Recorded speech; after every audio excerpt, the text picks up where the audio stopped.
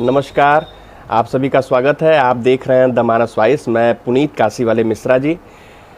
साथियों, आज आपको केवल एक विवाद या बयान नहीं बल्कि एक राजनीतिक मानसिकता का एक्सरे दिखाने आया हूं। राहुल गांधी एक ऐसा नाम जो आजकल संसद से ज़्यादा अदालतों में चर्चा का विषय बना हुआ है। देश की राजनीति में इतना लंबा वक्त बिताने के बावजूद उनके शब्दों में जब संवेदनशीलता नहीं, जब सेना पर सवाल, संविधान पर कटाक्ष और देश की एकता पर आघात दिखाई देता है, तो फिर जनता क्यों ना सोचे, जनता क्या सोचे।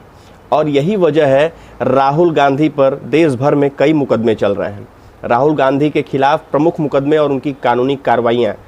सेना पर टिप्पणी का मामला अभी वर्तमान में चल रहा है। सुप्रीम कोर्ट ने बहुत ज़बरदस्त फटकार लगाई है। अगर आप सच्चे भारतीय होते तो सेना पर अपमानजनक टिप्पणी नहीं करते। ये फटकार सुप्रीम कोर्ट ने लगाई है। लखनऊ कोर्ट ने भी समन जारी किया है।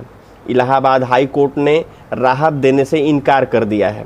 सुप्रीम कोर्ट में विशेष अनुमति याचिका 3 हफ्तों में अंतरिम राहत मिलने की उम्मीद है। मोदी सरनेम पे भी मानहानि का केस इनके ऊपर हुआ था 2019 लोकसभा चुनाव के दौरान। उस दौरान इन्होंने कहा था कि क्यों सभी चोरों का सरनेम मोदी होता है।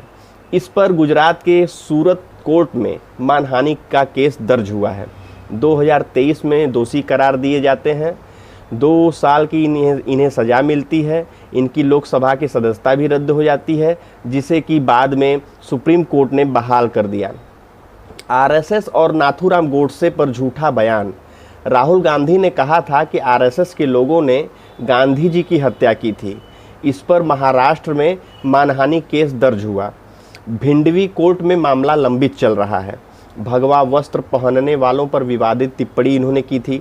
राहुल ने एक बार भगवा कपड़े पहनकर बलात्कार करने वालों की बात कही थी। महिला संगठनों और हिंदू समूहों ने इसे अपमानजनक बताया था। देश भर में एफआईआर दर्ज हुई। उत्तर प्रदेश, बिहार में, मध्य प्रदेश में।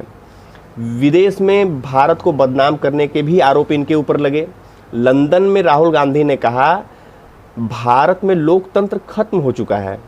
इस बयान को लेकर देशद्रोह और संवैधानिक संस्थाओं के अपमान के आरोपों में कई जगह शिकायतें की गई, विशेषकर दिल्ली और कर्नाटक में। अब सवाल ये है साथियों कि कोई नेता सिर्फ एक बार नहीं, बार बार ऐसी टिप्पणियां क्यों करता है जो देश के सम्मान को चोट पहुंचाती है। क्या सिर्फ बोलने की आज़ादी है या ये राष्ट्र विरोध की लगातार दोहराई जा रही एक स्क्रिप्ट है। मेरे प्यारे दर्शकों, राहुल गांधी को जो आज अदालतों के चक्कर काटने पड़ रहे हैं, क्योंकि वो राजनीति के नाम पर सीमाएं लांघते रहते हैं, क्योंकि उन्होंने सेना, प्रधानमंत्री, हिंदू समाज, संवैधानिक संस्थाओं पर बार बार गलत टिप्पणियां की हैं। अदालतें कानून की मर्यादा की रक्षा करती हैं, लेकिन देश की जनता भावनाओं की रक्षा करती है। और जब अदालतें भी कह दें कि अगर आप सच्चे भारतीय होते तो ऐसा नहीं कहते, तो अब शायद उन्हें आईना देखना चाहिए राहुल गांधी जी को। ये कोई मुकदमा नहीं, ये एक नेता के विचारों और व्यवहार का आकलन है। ये सिर्फ एक मुकदमा नहीं है, ये किसी भी राजनेता के विचारों और व्यवहार का आकलन है। एक जिम्मेदार नेता देश के जख्मों पर नमक नहीं छिड़कता, मरहम लगाता है। लेकिन जब बयानबाजी राष्ट्र के हितों के ऊपर हो जाए, तब अदालतों को रोक लगानी ही चाहिए। जनता भी इसका जवाब देगी आने वाले समय में। साथियों, ये कोई राहुल गांधी बनाम भाजपा का मामला नहीं है, ये भारत बनाम भारत विरोधी सोच का मामला है। और जब भारत की बात होती है तो हम चुप नहीं बैठ सकते। जय हिंद, वंदे मातरम।